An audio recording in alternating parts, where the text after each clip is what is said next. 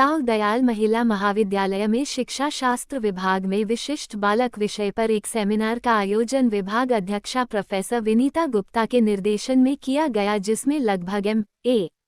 Previous और M.A. Final की लगभग 45 छात्राओं ने भाग लिया। दृष्टिबाधित विशिष्ट बालक का अर्थ प्रतिभाशाली अपराधी बालक, विकलांग बालक, विशिष्ट विशेषताएं, अस्थि विकलांग बालकों की शिक्षा, वंचित बालक तथा पिछड़े बालकों की शिक्षा, पालन पोषण पर अपने अपने विचार व्यक्त किए, जिसमें छात्रा रागिनी ने प्रतिभाशाली बालकों की विशेषता बताते हुए उसकी बुद्धि लब्धि 170 से 180 तक होने की बात कही। छात्रा कुमकुम ने पिछड़े बालकों की शिक्षा व्यवस्था पर जोर देने को कहा। छात्रा करिश्मा ने विशिष्ट बालक के अर्थ पर प्रकाश डाला। छात्रा दीक्षा जादौन ने विशिष्ट बालकों की शिक्षा पर प्रकाश डाला। छात्रा प्रेरणा ने अपने वक्तव्य के साथ अध्यापकों से अपने मंच डर पर कैसे विजय प्राप्त करें पूछा। कार्यक्रम का संचालन डॉक्टर ममता अग्रवाल ने किया। महाविद्यालय की प्राचार्या प्रोफेसर रेणु वर्मा व पूर्व प्राचार्य व विभागाध्यक्ष प्रोफेसर विनीता गुप्ता ने छात्रों के प्रयासों की सराहना करते हुए उनको आशीष वचन दिए। कार्यक्रम को सफल बनाने में प्रवक्ता श्रीमती सरिता शर्मा, प्रवक्ता कुमारी शालिनी गुप्ता का विशेष सहयोग रहा।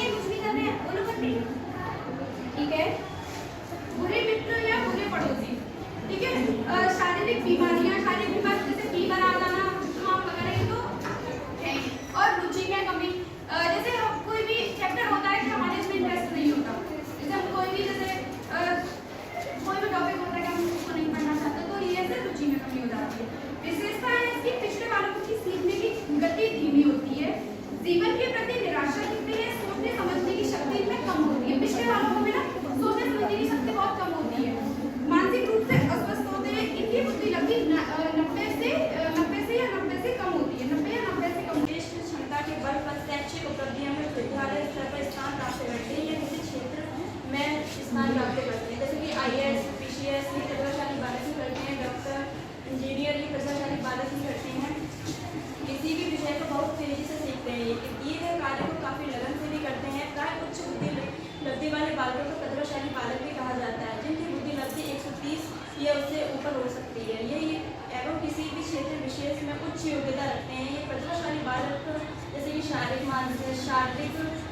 गति, मानसिक गति इनकी तेज होती है। ये सभी प्रतिभाशाली बालक ही कहे जाते हैं। प्रतिभाशाली बालक भी बहुत अच्छे क्षेत्र में जा रहे हैं।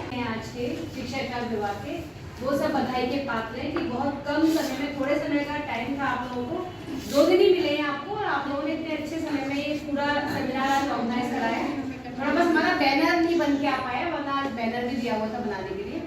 तो आज का जो सेमिनार रखा था हमने विशिष्ट बालक के ऊपर था, और आज हम लोगों का सोचना ये था कि ये आज का जो विशिष्ट बालक जो टॉपिक है फाइनल के आपके सिलेबस में हम लोग ये चाह रहे थे कि बच्चों को दोबारा उस बुक को देखने ना पड़े कि विशिष्ट बालक होता क्या है, क्योंकि उसमें आप लोगों को सारे टॉपिक्स दिए गए थे। किसी को बाल अपराधी दिया गया, किसी को वंचित बालक, किसी को प्रतिभाशाली, किसी को अस्थि विकलांग बालक किसी ने लिया, किसी ने मानसिक रूप से पिछड़ा बालक लिया। आपने सारे जितने भी प्रकार होते हैं विशिष्ट बालक के वो सारे आपने लिए, लेकिन ये था कि आप लोगों को सबको सुनना चाहिए था, सभी का सबको अच्छे से प्रेजेंट करना चाहिए। फिर आपको क्वेश्चन आंसर सेशन भी होना चाहिए था आप लोग। यहाँ एक कमी रही, जैसे बच्चा आप बोल के जा रहा है, आप लोग उससे क्वेश्चन करिए, क्या वंचित बालक बाल अपराधी हो सकता है? एक प्रश्न ये बहुत अच्छा तैयार हो सकता था। वंचित बालक जिसने बोला या बाल अपराधी बोला, पूछ सकते थे आप लोग कि वंचित बालक कैसे बाल अपराधी होगा, और आप अगर सोचेंगे 2 मिनट के अंदर आंसर निकल के आ जाएगा, क्योंकि कोई ना कोई। हाँ बोला मैम, वंचित बालक ऐसे बाल अपराधी हो सकता है जैसे वो अपने माता पिता के द्वारा तिरस्कृत है, तो वो ये सोचेगा कि मेरे मम्मी पापा मुझे प्यार नहीं करते, तो वहाँ वो उस जगह गलत रास्ते पर चला जाएगा, तो मैम ऐसे वो बाल अपराधी होता है। मतलब उसे लगता है ना जो जिन सुविधाओं से वो वंचित है बच्चा, तो वो सोच रहा है कि मैं तो, मेरे को तो मिला नहीं तो दूसरे को क्यों मिल रहा है, तो वो अपराध की तरफ चला जाएगा। या मम्मी पापा से जैसे समय में बहुत सारे कारण बताए बहुत बच्चों ने आर्थिक रूप से बहुत सारे कारण है। अगर आप पढ़ेंगे तो ये टॉपिक अपने आप में एक स्पेशल पेपर ही है।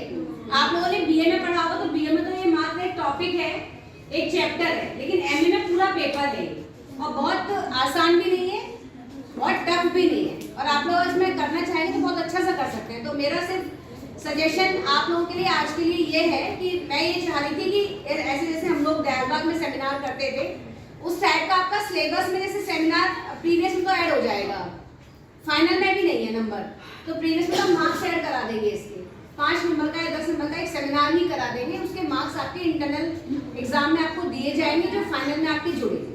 तो उससे क्या रहेगा, आपको तरीका आएगा, 2 तरीके, एक तो आपका क्वेश्चन तैयार हो रहा है, चैप्टर तैयार हो रहा है, क्वेश्चन आपका एग्जाम के लिए तैयार हो गया पूरी तरीके से, और एक आपको जो फोबिया होता है खड़े होने का, डाइस फेस करने का, स्टेज फेस करने का, वो आपका दूर हो